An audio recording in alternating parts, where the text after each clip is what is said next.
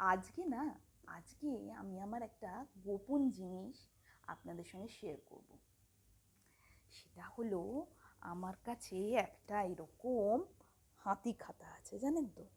এই হাতি খাতা, এই যে আমি দুটো হাত চেপে রেখেছি, এখানে কোম্পানির নাম লেখা। আমি তা সেটা দেখতে দেব না। শুধু আমি হাতি খাতাটা দেখাচ্ছি কারণ এখানে একজন হাতি আছেন, হাতির ছবি দেওয়া আছে, এবং এই খাতাটাও বেশ হাতির মতো মোটা সোটা একটা খাতা। তো এই খাতাটা হচ্ছে আমার যাবতীয় সাপোর্ট সিস্টেম। এই খাতায় আমি কবিতা লিখি, গল্প লিখি, নাটকের সমালোচনা লিখি, ছাত্রছাত্রীদের অঙ্ক কষি, ম্যানেজমেন্টের থিওরি লিখি। মানে মোট কথা, এই খাতাটা ছাড়া আমি অচল।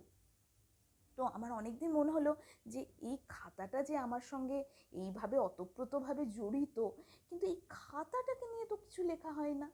তো একদিন এই ভেবে এই খাতাটিকে নিয়ে একটা কবিতা লিখলাম। আজকে সেই কবিতাটা আপনাদের শোনাবো। কবিতার নাম লেখালি।